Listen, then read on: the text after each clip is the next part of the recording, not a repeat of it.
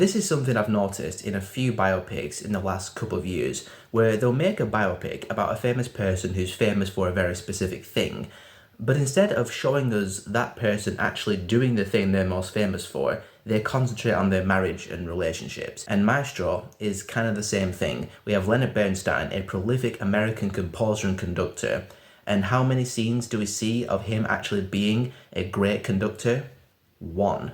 There is one scene where he conducts an orchestra, and granted, it's an amazing scene. It's really, really great, but it's literally just the one scene. One of the very first scenes in the film, Bernstein gets a call to say that the composer of this prestigious orchestra has called in sick, and at this time, Bernstein is the assistant conductor, so he's called up to conduct the orchestra himself. It's this very big, prestigious orchestra at this prestigious theatre. So he goes up, and he's warming up, and he's like, okay, and a one, and a two, and a 1, 2, and then it cuts to after the performance, and they're all getting their standing ovations, taking their bows, and I was like, wait, we don't get to see the performance?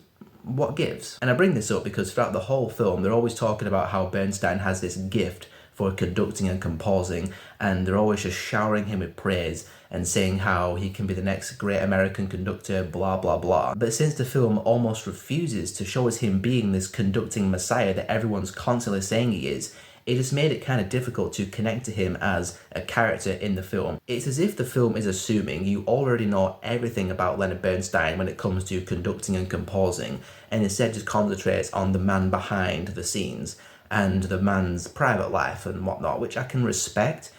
But as somebody who knows barely anything about Leonard Bernstein beyond the name and him being a composer-conductor, I just would have liked to have seen him working his magic composing an orchestra. I'm just saying. I don't want to come across like I hated this film, because I actually didn't hate the film remotely at all. It's just one of those biopics, and I've seen this a few times over, where it's all about the acting, and the story and the narrative just doesn't live up to the film's performances. I thought as a film it was decent. I would have liked it to have felt like a bit more of a deep dive into Leonard Bernstein, because after this film, what could I tell you about Leonard Bernstein that I didn't already know?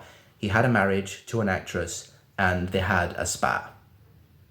That's pretty much it. But when I say this film is all about the acting, I really mean it, because Bradley Cooper is brilliant in this film. He is so goddamn good. He disappears into this role completely, and I just did not see Bradley Cooper. I saw Leonard Bernstein. I saw the person he became. I mean, I don't know why he trained for 6 years when he only does conducting in one scene, so that was kind of a waste. But his actual performance in the film is phenomenal, and Carey Mulligan is almost just as good. She also just becomes the person she plays, Felicia, Leonard Bernstein's wife. I would say the film is worth watching purely for their performances alone. If you like appreciating great acting, watch Maestro for Bradley Cooper and Carey Mulligan. Their chemistry together as a couple is fantastic. It feels so natural. It doesn't feel put on. It doesn't feel like they're acting. It just feels all authentic, and it helps make some of the emotional beats a bit later on hit their marks.